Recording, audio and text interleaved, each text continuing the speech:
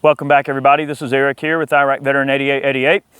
A lot of folks been asking us to look into some of the shorter AR barrel lengths and to do a little bit of testing. So we thought it'd be cool to get one of these HM Defense uppers out here, and it's a 12.5 inch AR upper. This particular one has a mid-length gas system. These things are tuned really, really well to be suppressed. In this case, we're running OSS suppressors Helix, and the Helix is cool because it really mitigates a lot of back pressure. It is a left-hand thread cam, which means that as the gases expand, it actually self-tightens, which is a really cool feature on the Helix. With this particular setup, we were doing some metering, and it's a little bit pitchy at the ear, and it's a little bit above what one would consider to be hearing safe. However, it doesn't gas you at all. You don't get any of that gas blowback past the T-handle. That's one major complaint that people have about suppressing ARs. Normally you have to start playing around with different buffers and springs and all of this sort of thing.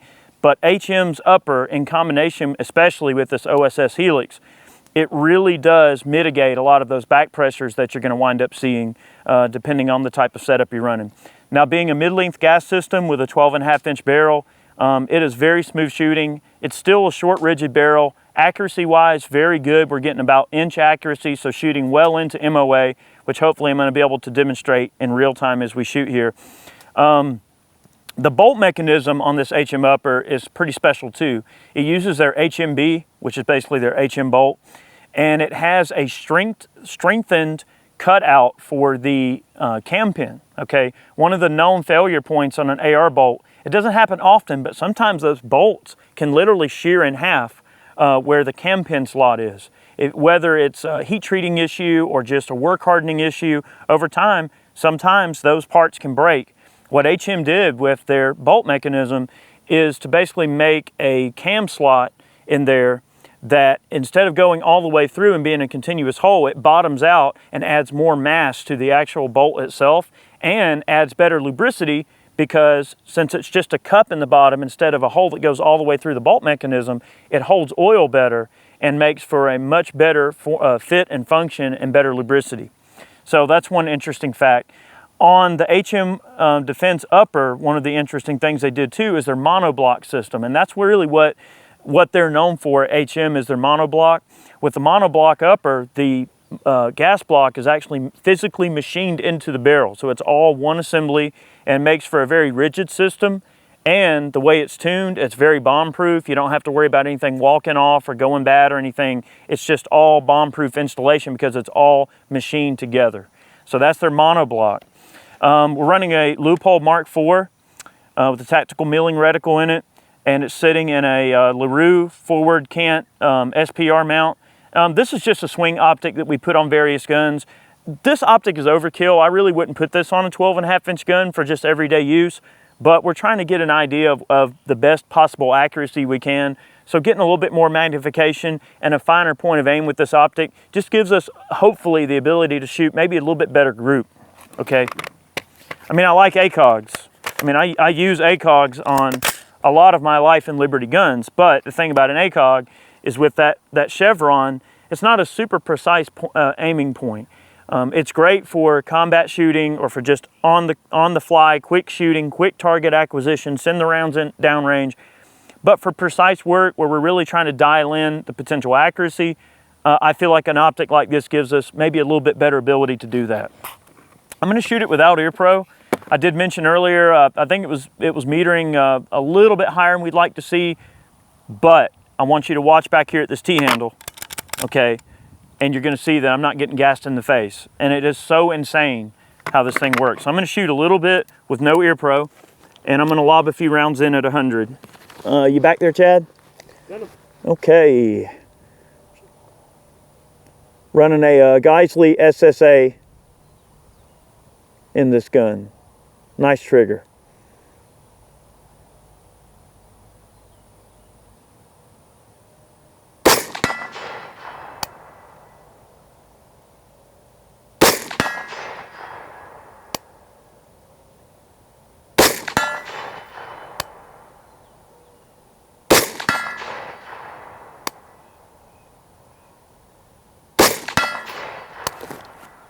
Very, very nice. I would say that the report on this particular rifle, with the suppressor on it, similar to 22 long rifle with no ear pro, so definitely not not what you would really want to look. It beats shooting it unsuppressed in terms of the potential damage to your hearing. However, I would say that you probably want to wear ear pro, but I just want to listen to it without any ear pro on. We're running Lithuanian M855 ammunition. This is surplus 62 grain. This stuff is made around 2010, 2012. Excellent, excellent, excellent ammunition. I cannot say enough good things about this Lithuanian ammo. It's surplus.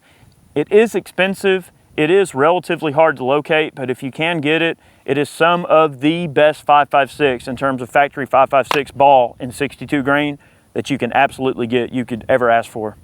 And I wish it wasn't surplus. I wish it was easier to get, but this ammo, I'm telling you, it's great.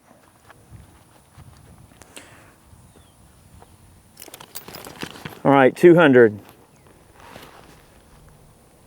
Fire it.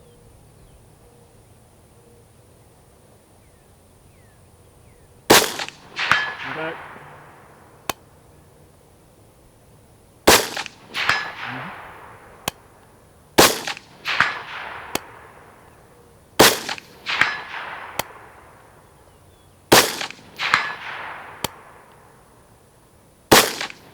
Looks like a good group to me, man.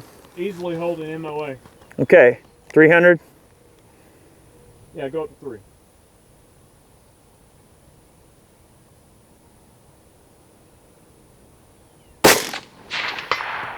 Impact.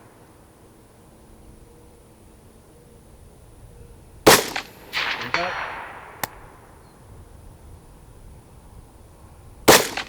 Impact. A little bit of wind. There you go.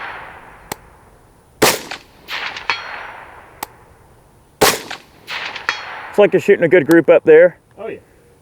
I'm getting a little bit of mirage on the suppressor. Yeah.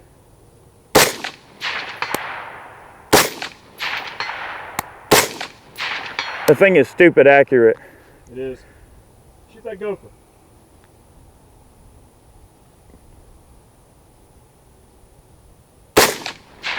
Ooh, I think he went right behind his back. Right in front of his face. There you go, went back. Just behind his head. Impact. Impact. Ooh, just behind his back. Impact. Just behind his back. Impact. That's a tiny target. It is a tiny target. That's a 12.5-inch barrel AR at 300 yards. I mean, this thing, as long as you feed it good ammo, I mean, notice I am not getting gassed in the face, which for me, that's a big deal running AR suppressed. Man, especially when you start talking a machine gun lower and you're running full auto, man, it is just crazy how gassy these things can be, but this particular one is just not bad at all. That Helix is doing a great job of helping to mitigate the back pressure along with the way that this HM upper is set up. HM was telling me that the way they set these uppers up, they specifically tailor them for suppressed use. So they're supposed to run with their muzzle device, which their brake is excellent that they sell in addition to their uppers. It's loud, but it works exceptionally well. And it's made to run equally well unsuppressed or suppressed. Now we like to run things suppressed, and since we're testing out this OSS Helix, we thought this would be a great way to test all these components out, kind of see how it all works. Call it, Chad. Let's see. Shoot that coyote in the neck there. In the neck? Right in the neck. Oh, he took out his leg. Oh, he took out his other leg. Oh yeah, he's out of here. How about a headshot? Headshot. Just right there at the bottom of the neck. There we go. Right over the top. It's accurate. All right. Do a trick shot there. That's a half-size D28, 4-inch head. 300 yards. Oh, you domed him.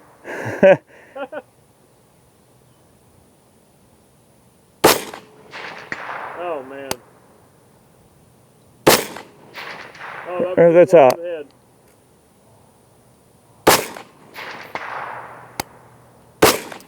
Yep.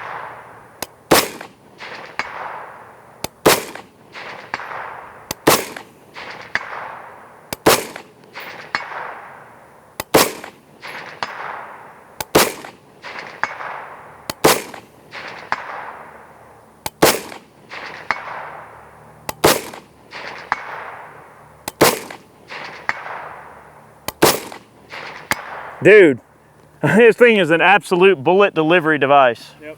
Other than the wind picking a few of those rounds up, man, I mean, it's holding MOA easy. I am getting a tiny amount of mirage off the suppressor. I mean, it is getting hot, but I can still see.